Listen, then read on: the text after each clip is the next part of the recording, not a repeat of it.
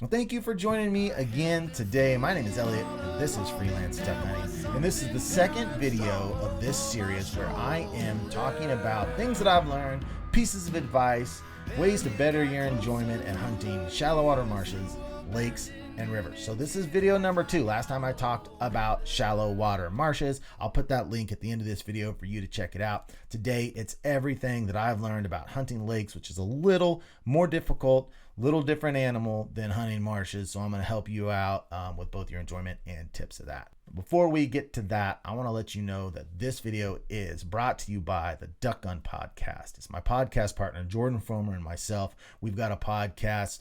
It's doing really well. Got lots of listeners, great community. So check it out. You can all of your podcast outlets, or you can look for the Duck Gun Podcast here on YouTube, and you can find it there. Also over on Facebook, we've got a group, Fellowship of the Duck Guns. At the end of this video, I'm going to talk again about how you can have the opportunity to actually come and hunt with Jordan and myself. So watch this video, and at the end of it, there's going to be details about how you can get involved in that hunt with Jordan and myself. So let's go ahead and jump right into this lake hunting. Now, we hunt lakes secondary. Our primary focus is shallow water marshes, and we normally hunt those shallow water marshes until they freeze.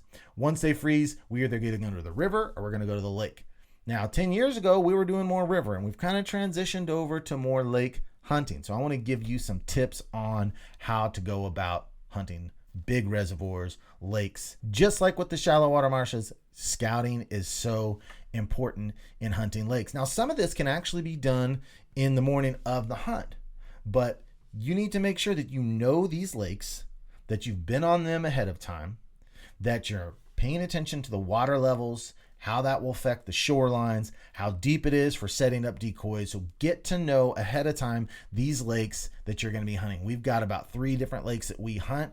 And during the off season, we'll get out there, look at them, see what kind of vegetation is growing up against the shoreline, check the coves, and keeping track of the water depth from the USGS real-time waterfowl data. So this is very, very simple how you can do this. Search real-time water data and then put in the name of your lake and your state. Boom, it'll come right up, and you can start monitoring the height of the water on these lakes, because it makes an absolute huge difference. So number 1, get to know those lakes, the water levels, what the vegetation is like.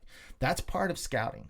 People think that scouting is just going and glassing. Scouting is knowing everything about the environment that you're going to hunt. And yeah, get eyes on it and see if there's birds using it. That's really, really important. But big reservoirs and lakes can be really, really difficult to scout because there could be birds hidden in a cove. A lot of times the mallards will raft in the middle of the lake. So you can get up in the morning and hit that boat ramp right at shooting time, and where the birds are starting to fly, and just kind of cruise around. You want to be careful that you're not messing up other hunters and stirring up birds. But on the reservoirs we hunt, it's not a big deal. They're pretty good size.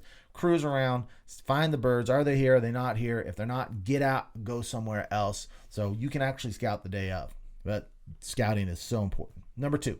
So the thing about the lake that's different from a marsh, and the marsh, they've got a food source there, and so they're typically gonna want to come back to that food source. A lot of times in lakes, they're just loafing. Now this is later in the year when it's colder, so typically beginning of the day they're heading out to the corn or whatever ag fields they're in, and then they're gonna come back in. So there's nothing really to attract them. A lot of times they will sit in a place either number 1 because they haven't been hunted there, or number 2 just because they have gathered there. And once you flush them off of that spot, you might think you've got a great spot, and when they come back, they don't come back to you because there's no reason for them to do that. They just happen to be there. So when you see a place, you need to ask yourself, are they here because there's a food source?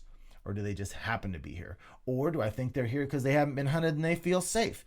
Is the refuge right here and I can bump up against it? Because a lot of times you'll find them in the refuge simply because they haven't been hunted there. So you need to keep that in mind, is why are the birds there? That also gives you an opportunity to traffic birds on a lake. And a lot of times birds will be going to those same fields every day. So if you can keep an eye on it and you get an idea of where they're flying, what line they're flying, and this happened on a hunt where Jordan Fromer and Golden Boy and my dad and I were on. We were hunting a lake and we saw that flight line and we just were too late at getting to it. Little Golden wanted to hunt over here. The ducks are swarming. over there. So if you know where the flight line is, you can learn the flight line, you can get under it and do a much better job trafficking, because they're going to fly out a certain path and they're going to fly back pretty much that same path. And sometimes there's multiple veins where there'll be a huge flight of birds going off to the north, there'll be a huge flight of birds going off to the south, and so you get different kind of arteries where the birds are flying. If you can learn that, you can get underneath it, and then as they come back in, you can traffic them really, really well. And that moves on to point number 3. A lot of times that 10 o'clock to 1 o'clock time, 10 o'clock to 1:30 is prime time on the lake, because those birds go out and they feed and they want to come back to loaf. So it's not the marshes, that first hour and a half sometimes are by far the best, which a lake, it's not always like that. Now, it is really good to get in there early so you can get them as they're flying out, because you can still get some stragglers and some birds that want to decoy from that. But that 10 to 1:30 time is really, really effective. So be ready where they are and be ready to traffic at that time. I think this is number 3 or 4. I've kind of lost track. Let's call this number 4. So one major problem that you're going to have when you're hunting a lake or a reservoir is what we here in Kansas call short stopping. What my boy Jake down there in Arkansas, they call far lighting.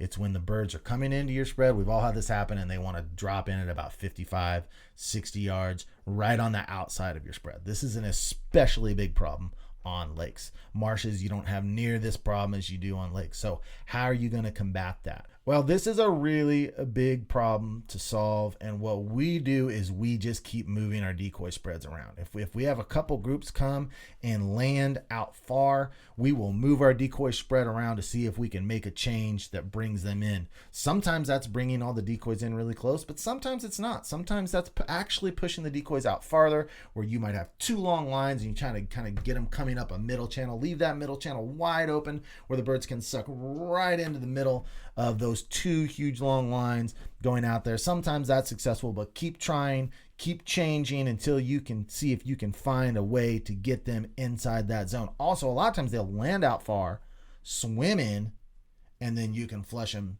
and shoot them, or if you're a water swatter, you can swat them. But that short stopping problem is a big one on lakes. Also, if you can find a point or a cove or an inlet, that can kind of reduce the problem of short stopping as well. But I can promise you it's going to be a constant problem that you have with lakes, because ducks just feel safe to approach in that way. All right, last one I've got here for you, and this is just learning the boundaries of the lake. And don't just check one source, check 2. As you can see, I love Onyx.